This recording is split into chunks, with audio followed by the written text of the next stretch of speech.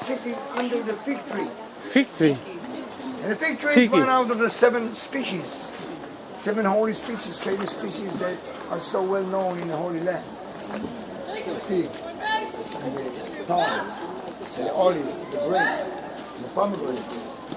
All of these are so typical. And special flavor and a special smell. Because the fig also looks like a womb. Looks like this.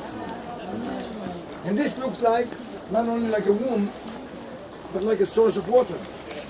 In other words, all this symbolizing life, symbolizing new life, symbolizing health, symbolizing resurrection, all together. And a fig is like a fruit and a flower at the same time.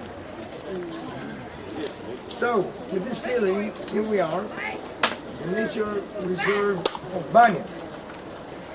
Banyas, connected to the word Panias. Pan. Pan, the famous god from the mythology of Greek and Roman. Say it again, Pan. Pan, the famous god. The Hellenistic, Greek and Roman is in Roman. And Pan is the god of the shepherd. Take a picture of nature. No wonder. And nature. We're looking at this Beautiful. We're looking at the mountains above. Unfortunately today we're visibility, but we are in the foothills, on the slopes of Mount Hermon.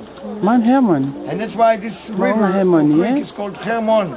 Right there, Mount Hermon. Hermon, Mount Hermon is Wow, at the on back. the way out. When we go out, we'll see. Mount Hermon, yeah. It's well known in the Bible. Oh, yeah. The holy mountain. Mount Hermon, I'll open the map later, is, as I said, divided among 3 states. 7.5% of this is in Israel. The rest is divided between Syria and Lebanon. Okay?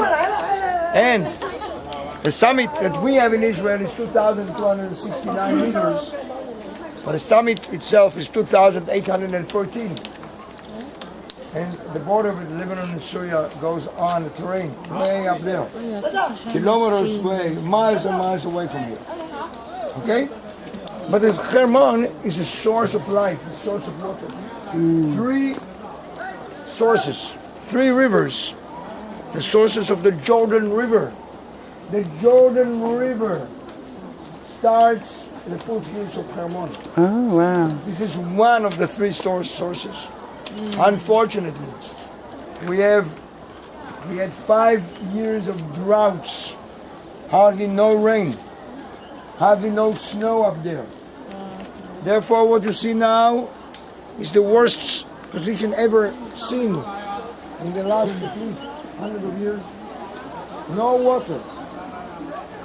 These are the springs. This is the main spring.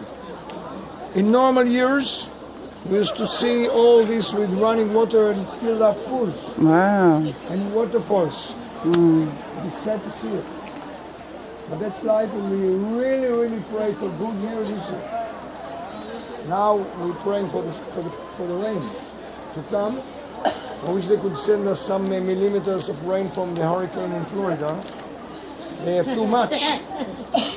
They could send us even 1/10 of what they have in one time could be enough for all of the year here. Okay? But we are, in semi-dry area.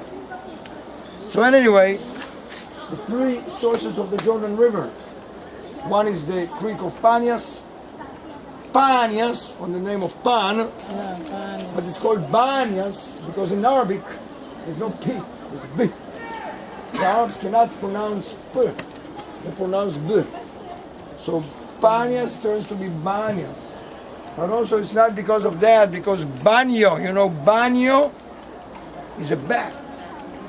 Okay? When you take a bath, banyo. Okay? That's why we're talking about in the Roman time, there used to be here baths, even for what is so-called hydrotherapy. Hydrotherapy in the banyo. Okay? It's really known till nowadays, using the water, and by using hydrotherapy, which means curing people physically, mentally, psychologically by touching the water, this brings us back to the New Testament. When Jesus brings sick people, some of them even are crippled, to the pools in Jerusalem. And he tells this guy, go in the water. This guy went in the water, and all of a sudden he started walking. By touching the water. Touching water always is healthy. That's why people are so attracted to water, to sea, to lake, to natural pools, natural springs. Always, because we're coming for water. Water is the source of life. So it's all connected to water. The other two sources of the Jordan River, Dan and Sneo, are not far from here. And the word Jordan, we are going to be twice, I hope, at least once, in the Jordan River. One of them is tomorrow.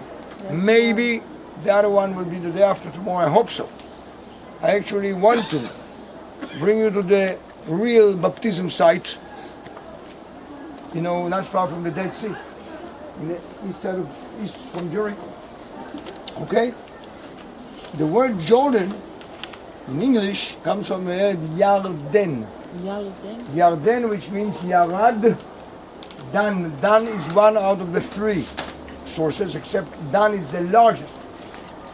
In normal years, the amount of water which comes out of the foothills of the Hermon and creating the Jordan River could reach up to 500 million cubic meters of water per year. Half of it is from Dan, which is another site not far from here. Okay, that's why most of it is coming from Dan. Dan is also a very famous name of one of the tribes. Dan means also a judge. Okay, so Yarad Dan, which means came down of Dan. This is the word Yarden in Hebrew, Jordan. All right? So I just pronounce and explain all this terminology. The other one is Banyas, and there's the third one. And here we are in the Banyas of Hermon Creek River under Hermon Mountain. This area became holy, became sacred from a long time ago. Already there was an ancient Hellenistic shrine on behalf of Baal God, connected to the Baal. The Baal, we were talking about the Baal, which is Canaanite. There's another Baal, a god of other tribes, more than 2,000 years ago. Later on, under the inspiration of the Greeks and the Romans, we started developing the holy area, the sacred area for Pan. We're going to see. And here, later on, we know that one of the sons of Herod, King Herod, we already mentioned him yesterday in Caesarea, we will mention him more in Jerusalem and in Jericho. King Herod's son, he had a few sons. King Herod had altogether 27 sons and daughters, because he was married all his life to 10 different wives. Not, of course, all together, one after one after one. Okay? And one of his sons was Philippus. Phillipi. Philippus was the ruler of this area, northeast side of Kinneret, of Sea of Galilee, and the entire area of Hula and this area. And here, he builds, his son Philippus, he builds a special town named Caesarea Phillipi on his name. In fact, started Herod before his father to build a special temple for Augustus. Remember, we talked about Augustus Caesarea. The Caesarea, there we were yesterday, and the Caesarea here are on the name of Augustus, but there it's Maritima, the marine one. Here it's Phillipi, the name of Philippus. Philippus was tolerant. tolerant for Jesus and his disciples. The other one was Herod Antipas, another son of Herod. Antipas. He was evil for them. Herod Antipas was the one who killed St. John the Baptist. We'll talk about this later. Okay? So, Jesus could never remain in the lands, too much in the lands of Herod Antipas. But they chased him. And later on, when we're going to be in Jerusalem, I'll mention Herod Antipas again, because Jesus was sent by Pontius Pilate to Herod Antipas, who was the ruler of that area, and they sent him back and forth before he was sent to Via Dolorosa and to be crucified.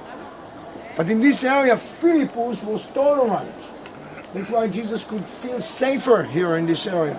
And he could preach, he could be sort of a prophet.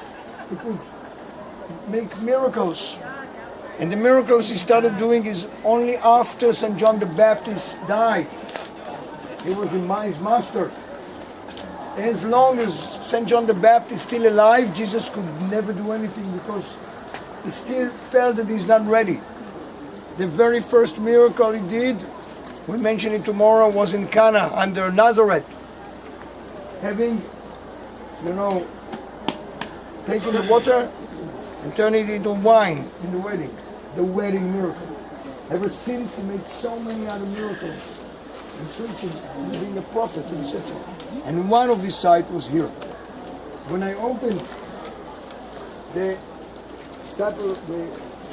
Gospel of Matthew, it started, in chapter 16. Later on we'll get back to chapter 14, walking on the water and so on. Jesus feels mature and safe enough in this area. He feels at home by the Sea of Galilee, where we are going to go back. And when he is around the Sea of Galilee, he already feels mature pure to do all these miracles. And in the chapter number 16, he starts feeling even there that he needs to go to Jerusalem. But he cannot go to Jerusalem before he completes his mission in the north, in Galilee. And what he does, he goes in Caesarea Phillipi. When I read in chapter 16 in Matthew, number 13, it says, when Jesus came to the area, to the vicinity of Caesarea Phillipi, which is here, which means Caesarea of Philippus, he asked his disciples, his followers, what do the people think about the Ben Adam, about the human being? They said, maybe St. John the Baptist, maybe Elijah, Jeremiah, or one of the other prophets, or biblical prophets. And he said, what do you say and think about me? Who am I? Jesus asked.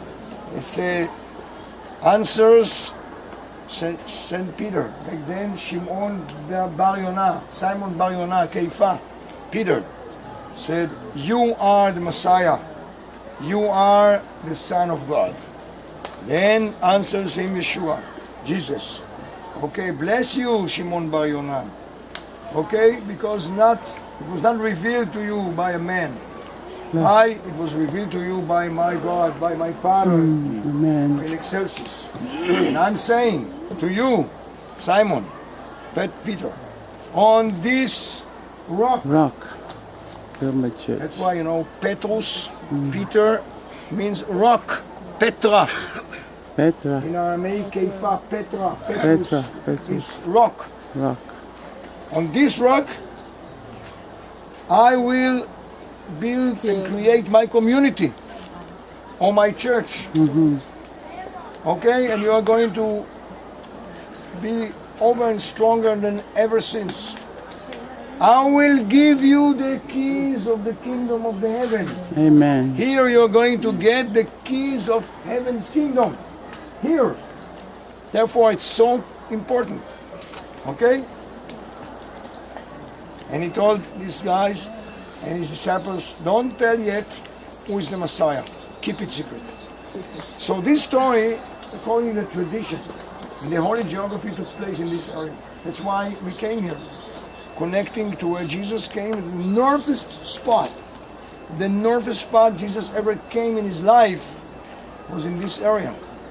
Later on he came back down and started his way down to Jericho and Jerusalem. So actually what we're doing today and the rest of the days, we're doing what we so-called the footsteps of Jesus. Amen. Okay? Yes. And St. Peter. So let's now, after that, if you feel like, before we start walking, to have a song, I think this is a proper place, no? Yes. You're most welcome.